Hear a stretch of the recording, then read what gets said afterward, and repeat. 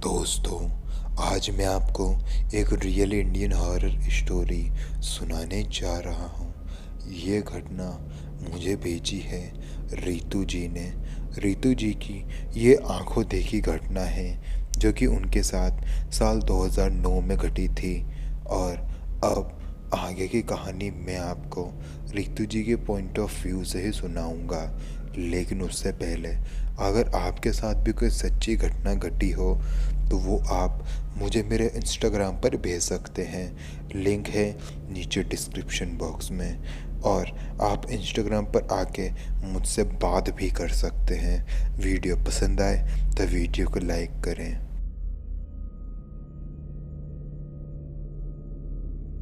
मेरा नाम रितु है। आज मैं आपको जो घटना बताने जा रही हूँ ये मैंने अपनी आंखों से देखी थी। ये घटना है साल 2009 की और ये घटना मेरे दादा दादी के घर पर घटी थी। दरअसल मुझे मेरे दादा दादी के घर जाने में बहुत ही अच्छा लगता था। मेरे दादा दादी के घर मेरे मामा और मेरे बड़े वाले मामा भी रहते थे। दरअसल उनका जो काम था वो मेरे दादा दादी के घर के पास में ही था और दादा दादी के साथ कोई भी नहीं रहता था। तो मेरे बड़े मामा और मेरे छोटे मामा दोनों उन दोनों के साथ में ही रहते थे और सब कुछ ठीक चल रहा था। अचानक से एक दिन दादी की हद से ज़्यादा तबीयत खराब हो गई और मेरे दोनों मामा काम की वजह से शहर के बाहर गए हुए थे। दादा भी इतने कैपेबल नहीं थे कि वो अकेले दादी का ख्याल रख सके। इसलिए मामा ने मुझे कहा कि मैं जाके दादी का ख्याल रखूं। उस वक्त मेरी उम्र 19 साल थी जब मैंने ये घटना अपनी आंखों से देखी थी। मैं दादी के पास गई। उनकी तबीयत बहुत ज़्यादा ख़राब थी। मैं उनका ख्याल रख रही थी, साथ ही साथ मैं दादा की तबीयत का भी ख्याल रख रही थी। उनकी उम्र हद से ज़्यादा हो गई थी। दादा की उम्र 90 साल थी और दादी भी उनके आसपास की ही थी। उनकी एज में ज़्यादा एज डिफरेंस नहीं था। मैं दोनों का ख्याल बहुत अच्छे से रख रही थी। फिर रात जैसे ही हुई तो एक बहुत ही अजीब सी औरत घर पर आई। दादी ने मुझे कहा कि यह औरत हर रोज़ मेरे घर आती है और मेरी मालिश कर कर चले जाती है। मैं दोपहर में दादी के घर पहुंची थी और रात में वो औरत घर पर आई थी। दादी ने मुझे बताया था कि ये औरत पिछले 2 दिनों से हर रोज़ सुबह और शाम को आती है और मेरी मसाज करके चले जाती है। मैंने जब दादी को बोला कि दादी आज मैं आपके साथ ही बैठूंगी और मसाज को देखूंगी, तो दादी ने तो मुझे मना कर दिया। उन्होंने मुझे बहुत डांटा। वो मुझे पहले कभी भी डांटती नहीं थी, लेकिन उन्होंने मुझे क्यों डांटा मुझे बिल्कुल भी समझ नहीं आया। और वो औरत जो कि मसाज करने के लिए आई हुई थी वो भी बहुत ज़्यादा गुस्से से मुझसे बात कर रही थी। वो इतनी अकड़ में मुझसे बात कर रही थी जैसे मैंने उससे कोई उधार ले रखा हो। मैं सबसे प्यार से बात करती थी और वो औरत मुझसे ऊंची आवाज़ में और एकदम अकड़ में बात कर रही थी। मुझे वो औरत पहली बार में ही अच्छी नहीं लगी थी। फिर मेरी दादी और उस औरत के कहने के बाद मैं उस कमरे से बाहर चले गई। मेरे कमरे के बाहर निकलते ही उस अजीब सी औरत ने अंदर से कुंडी लगा ली। मुझे बहुत अजीब लगा। मैंने सोचा कि इस औरत ने अंदर से कुंडी क्यों लगाई। मैं गेट के बाहर ही खड़ी हुई थी। मैं जिस गेट के बाहर खड़ी थी उसमें कुछ छोटे छोटे छेद थे। जब मैंने उनके अंदर उस कमरे में देखा तो मेरा दिल दहल गया। मैंने देखा कि वो जो औरत मसाज करने के लिए आई थी उसने मेरी दादी को बहुत बुरी तरीके से पकड़ा हुआ था। उसने मेरी दादी के बालों को अपने हाथ में पकड़ा हुआ था। दादी का मुंह हद से ज़्यादा खुला हुआ था और उस औरत का मुंह भी हद से ज़्यादा खुला हुआ था। जैसे ही मैंने ये चीज़ देखी तो मैं बहुत ज़्यादा डर गई। दादा सो रहे थे। मैंने उस दरवाजे को तोड़ने की बहुत कोशिश करी लेकिन वो दरवाज़ा टूट ही नहीं रहा था। फिर मैं भागते हुए दादा के पास गई, दादा को उठाया।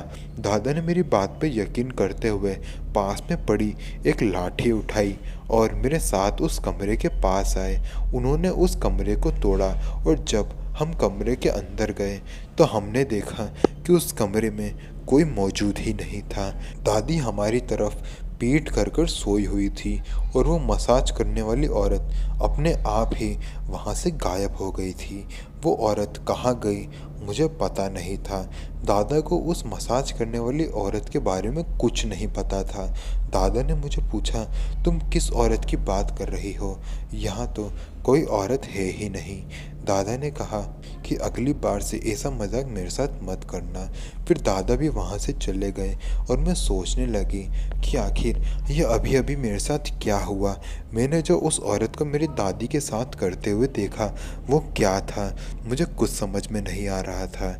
और वो मसाज करने वाली औरत आखिर गई कहाँ? मैं बहुत ज़्यादा घबरा गई थी। मैंने दादी के घर के लैंडलाइन से ही मेरी माँ को फ़ोन लगाया। उन्होंने भी मेरी बात पर बिल्कुल भी यकीन नहीं किया, लेकिन मेरे बहुत ज़्यादा रिक्वेस्ट करने के बाद उन्होंने कहा कि ठीक है, 2 दिन बाद मैं घर आ जाऊंगी। मम्मी ने जैसे ये बात कही तो मैंने फ़ोन रखा और जैसे ही मैं पीछे पलटी तो वो मसाज करने वाली औरत मेरे सामने खड़ी थी। वो दिखने में बहुत ही ज़्यादा डरावनी लग रही थी। उसकी 2 बड़ी बड़ी आंखें थी जिसमें उसने हद से ज़्यादा काजल भर रखा था। उसने अपने बालों को भी खुला रखा हुआ था जो कि एकदम काले थे। उसने अपने हाथों में मोटे मोटे चूड़े पहने हुए थे और अपने माथे पर एक बहुत ही बड़ी काली सी बिंदी लगा रखी थी। वो दिखने में बहुत ही ज़्यादा डरावनी थी। उसने मुझे भोजपुरी में पूछा, का बिटिया, तुमको हमार से कोई दिक्कत है का? उसने जैसे मुझे ये कहा मैंने कहा मैं तो बस अपनी माँ से बात कर रही थी। उसने कहा, ठीक है, मैं कल फिर से मसाज करने के लिए आऊँगी और ये मेरा आखिरी बार होगा जब मैं मसाज करने के लिए आऊँगी। उसके बाद वो औरत वहाँ से चले गई। उस औरत ने ऐसा क्यों कहा था कि वो आखिरी बार मसाज करने के लिए आएगी, मुझे कुछ समझ में नहीं आ रहा था और अब मैं अगली बार आने का इंतज़ार कर रही थी। उसने कहा था कि वो अब सीधा कल शाम को आएगी। वो 2 टाइम आती थी, सुबह और शाम को। सुबह उसने आने का मना कर दिया था। खैर, मैंने जैसे ही सुना कि वो कल आने वाली है तो मैंने एक बहुत ही छोटा सा प्लान बनाया। मैंने सोचा कि दादी के कमरे में एक खिड़की है, उस खिड़की का जो चिटकनी है वो अंदर से लगती है, तो मैं उस चिटकनी को खोल दूंगी ताकि जब वो मसाज करने वाली दादी की मसाज करे और मैं उस खिड़की से उसको देख लूं कि वो आखिर करती क्या है, क्योंकि वो हमेशा उस मेन दरवाजे को बंद करके रखती थी। और अगली रात आई। अगली रात के 7 बजे वो औरत एक बार फिर से हमारे घर पर आई। वो सीधा दादी के कमरे में गई और उसने दादी के कमरे को अंदर से बंद कर लिया और इस बार एक पर्दा भी उस गेट के पिछले तरफ डाल दिया था ताकि कोई भी उन दरवाज़ों के छेद से अंदर ना देख सके। लेकिन वो ये नहीं जानती थी कि एक खिड़की भी थी जो कि मैंने खोली हुई थी। मैं उस खिड़की से अंदर झांक कर देखी और मैंने जो देखा, मैं देखकर बहुत ज़्यादा डर गई थी। मैंने देखा कि वो मसाज करने वाली औरत ने मेरी दादी के बालों को पकड़ा हुआ है और उसने अपना मुंह बहुत ज़्यादा खोला हुआ है। उसको देखकर ऐसा लग रहा था कि वो मेरी दादी का खून पी रही हो। ये देखकर मैं इतना ज़्यादा डर गई कि मैं उस खिड़की से नीचे गिर गई। मेरी आवाज़ सुनकर दादा वहाँ आ गए। दादा ने मुझे संभाला। मैंने कहा कि वो औरत फिर से अंदर है। दादा मेरी बात सुनकर फिर से उस कमरे में गए और इस बार उस दरवाजे को तोड़ दिया। जैसे ही वो अंदर गए तो उन्होंने देखा कि अंदर फिर से वो औरत नहीं है। वो औरत गायब हो चुकी थी। आखिर वो औरत कौन थी मुझे पता ही नहीं चल पा रहा था। कुछ देर बाद मेरे दोनों मामा भी वहाँ आ गए। उन्होंने देखा कि दादी की तबीयत हद से ज़्यादा ख़राब हो गई है। दादी को जल्द से जल्द हॉस्पिटल में भर्ती करवाया गया। डॉक्टरों ने ये बताया कि उनके शरीर में हद से ज़्यादा खून की कमी हो गई है। दादा ने मेरे कहने पर घर में एक शुद्धिकरण भी करवाया और पंडित जी को भी बुलवाया गया था, क्योंकि दादा और मेरे दोनों मामाओं ने मुझे पूछा था कि आखिर दादी के साथ हुआ क्या। तो मैंने उन्हें उस मसाज करने वाली औरत के बारे में बताया था।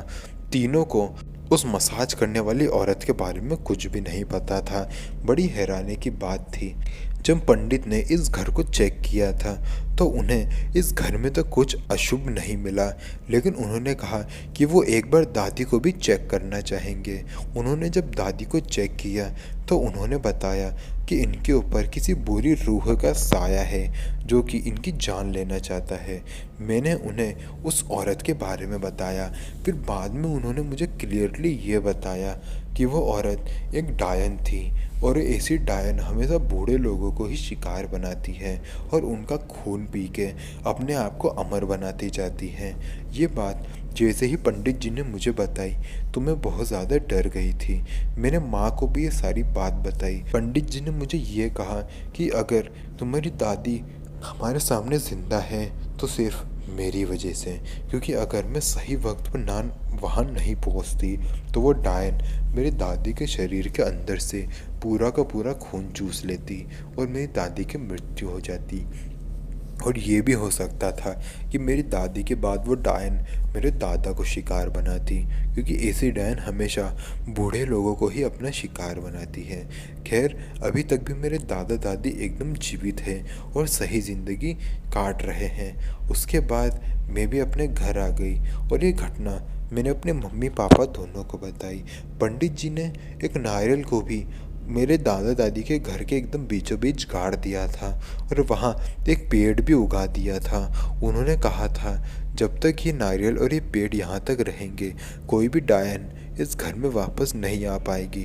पंडित जी ने मुझे भी एक तावीज़ बांधने को दिया। उन्होंने मुझे कहा कि मैंने उस डायन के काम में अड़चन डाली थी तो हो सकता है वो डायन शायद मुझे मारने की कोशिश करे, इसलिए उन्होंने मुझे वो तावीज़ दिया था। खैर, अब हमारे घर में सब कुछ ठीक चल रहा है। तो दोस्तों, वीडियो पसंद आई तो वीडियो को लाइक करें, कमेंट करके बताएं कि अगली वीडियो आपको किस टॉपिक पे चाहिए। तो मिलते हैं अगले वीडियो में, तब तक के लिए जय हिंद, जय भारत।